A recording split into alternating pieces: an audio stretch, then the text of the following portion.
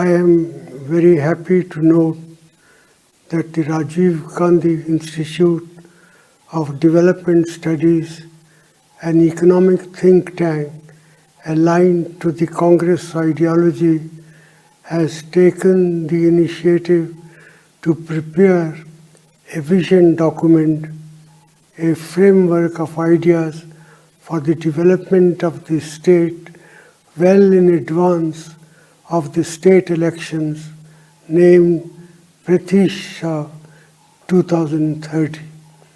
I congratulate those who are involved in the preparation of this document.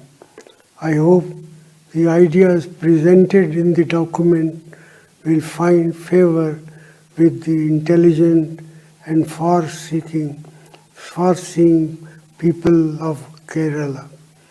A few years ago, I recall Shri Oman Chandi, the then Chief Minister, telling me that the state government is preparing a perspective plan 2030 under his direct leadership in the State Planning Board with the National Council of Applied Economic Research providing resource support. I am aware that the perspective plan too was built on the basis of wide-ranging consultation and envisaged the creation of a knowledge-based economy with the strong social infrastructure of Kerala as its base. It aimed to raise Kerala's level of per capita income to those of Nordic countries by 2030 and to sharply reduce inequalities in income distribution while retaining and strengthening the high standards the state has secured in terms of social parameters. Every plan needs revision and rethinking periodically. I'm glad that Shri Ramesh Chanitala and other Congress party leaders who head the Rajiv Gandhi Institute have applied their minds yet again to planning for development and evolved a framework for the consideration of the UDF government when it is voted to power. I hope its main ideas focused on the welfare of the common man will find consideration in the final UDF manifesto. I am glad to see that the draft UDF manifesto presented to the people for public response contains such radical ideas as NYAY, the scheme outlined in the National Congress Manifesto of 2019, which will provide direct benefit transfer to the poorest among our people.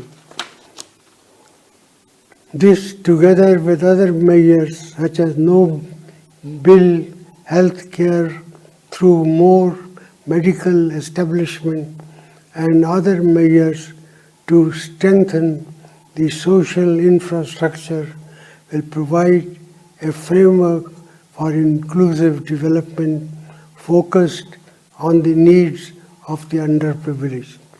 This is the essence of Congress ideology, and it is a matter of gratification that all UDF parties think alike on this.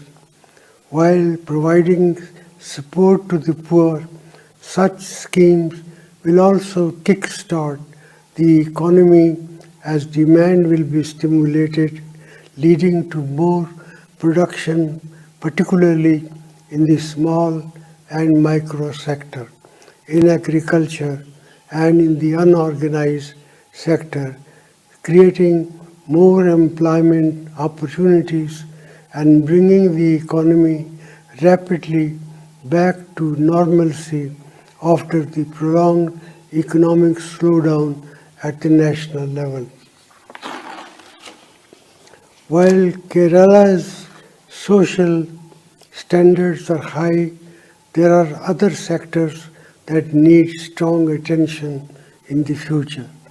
The focus on health and education has enabled Kerala to take advantage of job opportunities elsewhere in the country and in all parts of the world. This has led to a growing stream of remittances from abroad, which created a booming real estate sector and a sharp growth of the services sector led by tourism and information technology. A growing trend I have witnessed ever since the creation of the country's first technopark in Trivandrum is the setting up of supportive industrial infrastructure in different locations.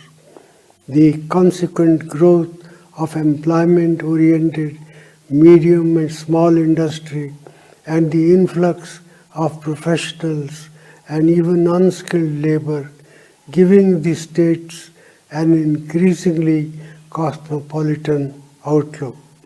There are many roadblocks ahead at the state which the state has to overcome. The global downturn of the last 2 or 3 years, aggravated by the pandemic, has made the global interface of Kerala more fragile. While the increased use of digital models of work may keep the IT sector afloat, tourism has been hit badly, and the rate at which the pandemic is galloping in Kerala poses challenges for its industry. Temporary measures by the Government of India and the Reserve Bank to paper over the credit problems cannot blind us to the looming credit crisis ahead that could affect the small and medium sector. Unemployment is high and the informal sector is in shambles, a crisis precipitated by the ill-considered demonetization decision taken in 2016. In Kerala and in many other states, public finances are in disarray, with states having to resort to excessive borrowing, which creates an intolerable burden on future budgets. Federalism and regular consultation with states, which was the cornerstone of India's economic and political philosophy as enshrined in the Constitution, no longer find favor with the present central government. In the midst of all the gloom, I see the UDF's steadfast adherence to planned growth with a clear sense of direction and concern for the common man, a beacon of hope not only for Kerala but for the whole country. When I presented the national budget in 1991 as finance minister, I quoted Victor Hugo, who had said, "Nothing is more powerful than an idea whose time has come." I get the feeling that the unanimity and clarity displayed by the UDF on the road ahead will lead to Kerala idea moment arriving this year. With these words, I am very happy to inaugurate this Development Summit Pratiksha 2030. I once again congratulate Shri Ramesh Chanitala and those who were involved in organizing this Development Summit. Jai Hind. अगर आपको हमारे videos पसंद आए तो please like करें, subscribe करें और share करें।